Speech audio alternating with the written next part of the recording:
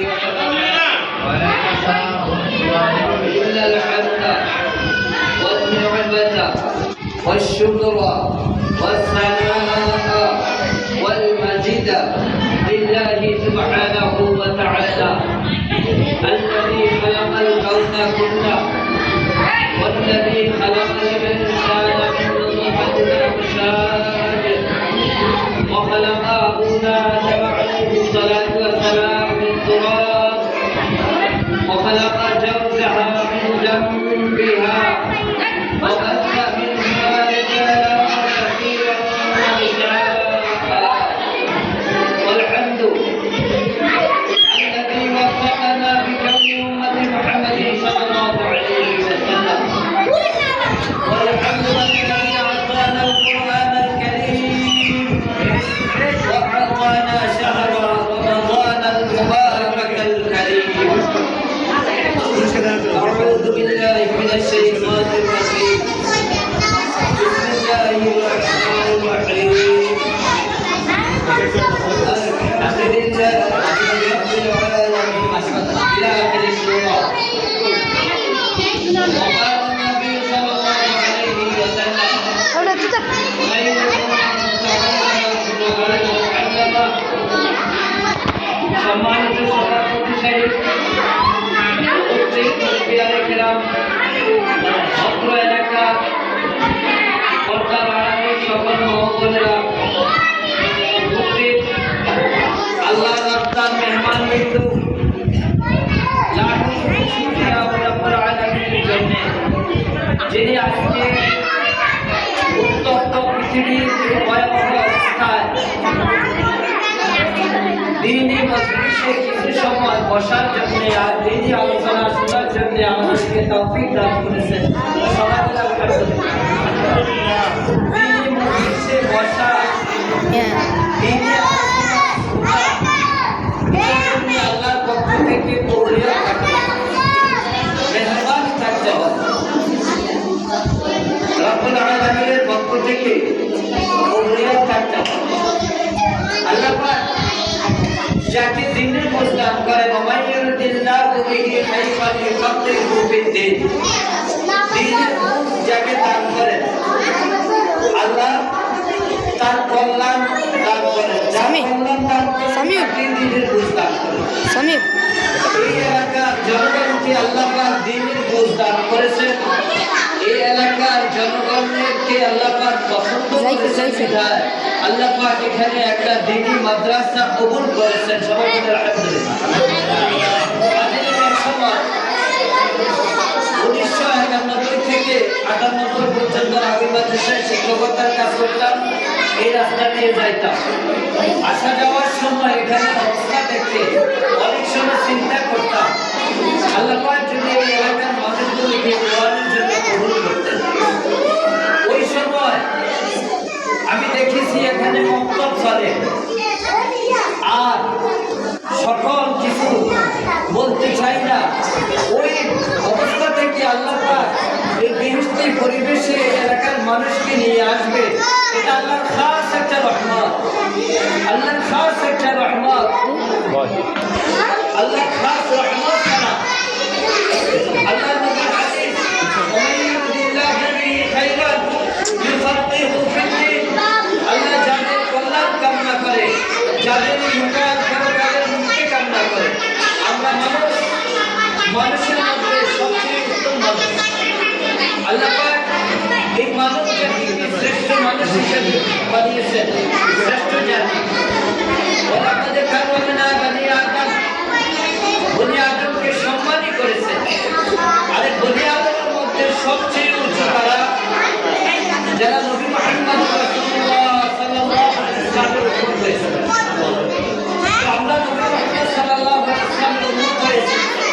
আবার নবী মুহাম্মদ রাসূলুল্লাহ কথা বলতে করতে সবাই কথা বলতে নবী মুহাম্মদ রাসূলুল্লাহ সাল্লাল্লাহু আলাইহি ওয়াসাল্লামের উম্মত হওয়ার সাথে সাথে আমরা পবিত্র কালাম শিক্ষা দেওয়ার সুযোগটা পেয়েছি। আল্লাহর কাছে আমরা আবার শুকরিয়া আদায় করি আলহামদুলিল্লাহ। এই পৃথিবীর বুকে যারা কোরআন শিখে এবং কোরআন শিক্ষা দেয়, খায়রুকুম মান তাআল্লামাল কুরআনা ওয়া আল্লামা। নবী রাসূলুল্লাহ সাল্লাল্লাহু আলাইহি ওয়াসাল্লাম বলেন, হে আমার উম্মতেরা, তোমরা জেনে রাখিও কিয়ামত পর্যন্ত অনেক শিক্ষা ব্যবস্থা চালু হবে, অনেক পথ, অনেক তরিকা চালু হবে। সবচেয়ে উত্তম হবে আমার পবিত্র কালামের শিক্ষা। যারা এই কিয়ামত পর্যন্ত এই কালামের শিক্ষা গ্রহণ করবে, আল্লাহর নবী ঘোষণা দিয়েছেন ওই সন্তানগুলির অবস্থা হবে তাদের মাথায় একটা নূরের টুপি হবে কিয়ামত মাঠে, আর তাদের বাবা মায়ের মাথায় নূরের টুপি হবে। ওই সন্তানগুলি এমন হবে, আল্লাহ পাক তাদেরকে বলবে তোমরা পবিত্র কালাম থেকে পড়ো। ওরা পড়তে থাকবে, এক এক ধাপ উপরে উঠতে থাকবে, এক এক ধাপ উপরে উঠতে থাকবে, আর সর্বশেষ পর্যায়ে যাইয়া হবে ওদের স্থান। অল্প সময়ে বক্তব্য দেওয়ার কথা বলা হয়েছে, আমি অল্প সময়ে কথা বলতে চাই। এই এলাকার যে সমস্ত গাড়িয়া নরনারী যিনারা আছেন, আপনাদের সন্তানকে এখানে দিয়েছেন, আপনারা মনে করেন আপনার সম্পদ। সবচেয়ে একটা সন্তানকে মানুষ করার ব্যাপারে সবচেয়ে বড় ভূমিকা হলো মায়ের, সবচেয়ে বড় ভূমিকা মায়ের। মাদ্রাসাতুল বানিনা বানা মায়ের কোল, শিশুদের জন্য প্রাথমিক বিদ্যালয়।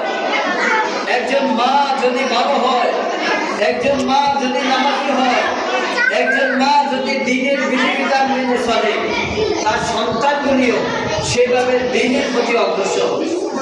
সাধারণত বাবার থেকে অর্থনৈতিক ধান্দায় দেশ বিদেশে চাকরি ক্ষেত্রে ব্যবসা বাণিজ্যে সন্তানগুলি সবসময় কার পাশে থাকে?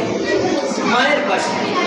তাই একজন মা সে রাখালের মতো, একজন রাখাল গরু চড়ায়, ছাগল চড়ায়, সে তার গবাদি পশুগুলিকে যেদিকে নিয়ে যায় সেদিকে যাবে।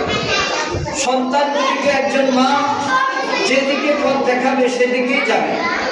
বাবার ভূমিকা কম থাকে, বাবা বিভিন্ন দিক দিয়ে। সেজন্য লক্ষ্য করেছি অনেক মায়েরা তাদের ছোট ছোট সন্তানগুলি নিয়ে এসে এখানে উপস্থিত করায়। প্রতিটা কদমে ওই মায়ের মর্যাদা উৎপন্ন থাকে। এই বক্তব্যে শিক্ষা দেওয়া হয় ছোট থেকে আল্লাহর বিধান। আজকে সমাজে মানুষের মর্যাদা নাই, বন্ধুত্ব নাই, বড়দের ইজ্জত নাই, ছোটদের স্নেহ নাই, মাতা পিতার ভক্তি নাই, উস্তাদের কদর নাই। কারণ কি? পবিত্র কালামের ইলম বিদায় নিয়েছে, আল্লাহ রাসূলের শিক্ষা বিদায় নিয়েছে। আল্লাহ রাসূল বলেছেন, মান লাম ইয়ারহাম সাগীরানা ওয়া লাম ইউওয়াক্কির কাবীরানা ফালাইসা মিন্না। যারা ছোটদেরকে স্নেহ করে না, আল্লাহ রাসূল ছোট ছোট বাচ্চাদেরকে স্নেহ করতেন। সবসময় আল্লাহ রাসূলের হাতে আপন থাকত, বাচ্চাদের মাথায় হাত বুলাইতেন। এই বাচ্চারা বাসায় গেলে প্রত্যেকে বুঝতে পারত যে আমার বাচ্চার মাথায় মহানবীর হাত লেগেছে। ছোট বাচ্চাদেরকে এত সম্মান, এত স্নেহ করতেন, ছোট বাচ্চাদেরকে সালাম দিতেন। দেখলেই ছোট বাচ্চা মহানবী বলতেন, আসসালামু আলাইকুম, আসসালামু আলাইকুম। মহানবীর শিক্ষা একটা ছোট বাচ্চাকে মনে করতে হবে সে দুনিয়াতে আমার পরে এসেছে, তার গুনাহ আমার থেকে কম, আমি তাকে স্নেহ করতে হবে। আবার যিনি আমার থেকে বয়সে বড়, তিনাকে মনে করতে হবে তিনি নেক আমল আমার থেকে বেশি করেছেন। এক রাকাত নামাজ হলেও আমার থেকে বেশি করেছেন, একবার হলেও সুবহানাল্লাহ আমার থেকে বেশি করেছেন। আজকে আমাদের অবস্থা এমন, আমরা টাকার পিছে, সবার টাকার পিছে দৌড়ে গেছি। আমার সন্তানকে ডাক্তার বানাবো, ইঞ্জিনিয়ার বানাবো, আমার সন্তানকে অনেক বড় শিক্ষিত বানাবো, টাকা কামাইয়া সব ভুল করে ফেলবে। আজকে এই পবিত্র কালামের শিক্ষা আমরা বলে গিয়েছি, অথচ এই কালামে আমাদের দুনিয়া এবং আখিরাত চিরকাল পরকালের সম্পদ। আমাকে যখন কবরে রাখা হবে, আল্লাহ নবীর হাদিস, ইদা উযিআল মাইয়িতু ফি কবরিহি জাআল কুরআনু ইনদা রাসিহি। একজন মানুষ এই পবিত্র কালাম তার মাথা থেকে এসে দাঁড়িয়ে যাবে। ওই লোকটাকে জান্নাতে পৌঁছানো ব্যতীত এই কালাম তার থেকে বিদায় দেবে না। জাআল কুরআনু ইনদা রাসিহি। ওই মাইয়িতের ডান দিকে এসে যাবে নামাজ। ওয়াসাওয়ান শিমালিহি। বাম দিকে এসে যাবে রোজা। ওয়াসাইরুল হাসানাতি ইনদা রিজলাইহি। তার পায়ের দিকে এসে যাবে অন্যান্য আমল। এই জিনিসগুলি বাচ্চারা কোথায় শিখবে? আজকে বেশিরভাগ শোনা যায় সন্তানেরা, বেশিরভাগ শতের মধ্যে 90 জন বাবা মায়ের প্রতি শ্রদ্ধা নেই, বাবা মাকে ভক্তি করে না, বাবা মায়ের সম্মান করে না, বাবা মায়ের ভরণ পোষণ করে না। অথচ এই কোরআন শিক্ষা দিয়েছে তোমরা তোমাদের বাবা মায়ের জন্য রহমতের বিছানা বিছিয়ে দাও। এই বাবা মা ছোটবেলা থেকে তোমরা যখন দুনিয়ায় আসলে তখনও তোমার বাবা মা তোমাদের জন্য পাগল করা ছিল, বিভিন্নভাবে মেহনত করেছে। দুনিয়ায় এসেছ, তোমাদের জন্য সার্বক্ষণিক চেষ্টা করেছে তোমাদের বাবা মা। সবচেয়ে বেশি অবদান মায়ের। সেজন্য আল্লাহ রাসূল বলেছেন, পবিত্র কালাম বলেছেন,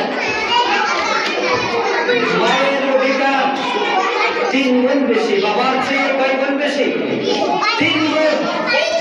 10 মাস 10 দিন একটা সন্তানকে পেটে রেখে মা সন্তান প্রসবের সময় কষ্টটা পায় কে? মা। সন্তানকে দুধ পান করাতে কষ্টটা পায় কে? মা। এজন্য আল্লাহ রাসূলকে প্রশ্ন করা হয়েছিল, ইয়া রাসূলুল্লাহ, ইয়া হাবিবাল্লাহ, আমি কার সাথে বেশি শব্দ ব্যবহার করব? আল্লাহ রাসূল বলছেন, তোমার মা।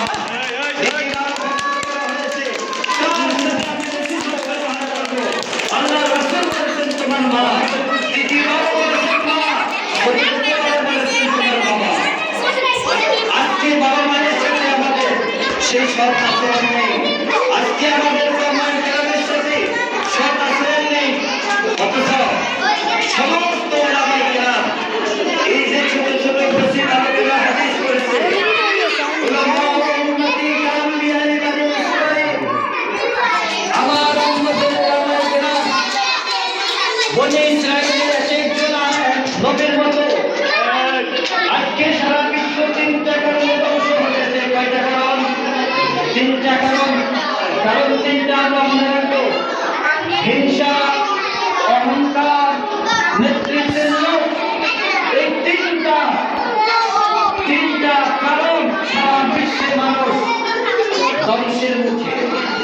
আমরা সবাই জানি প্রসিদ্ধ একজন নবী ইয়াকুব আলাইহিস সালাম 2 বিয়ে করেছিলেন। আগের স্ত্রীর ঘরে বাস করছিলেন কয়েকটা মেয়ে। পবিত্র কালামে ছেলের কথা আছে, মেয়ের কথা নাই। হাদিস শরীফে পাওয়া যাবে কয়েকটা মেয়ে।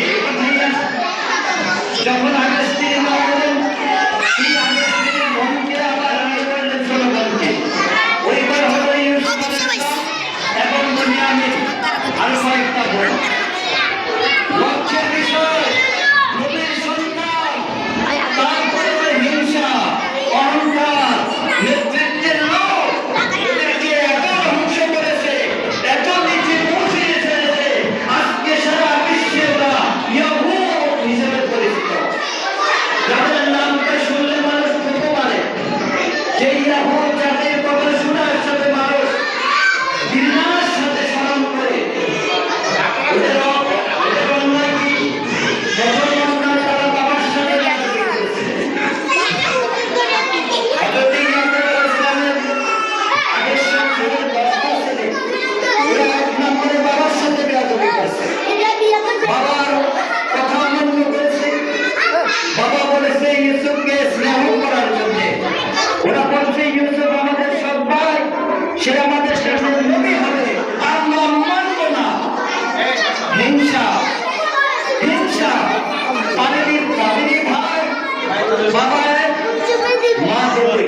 কিন্তু এখন খেলা তারপরে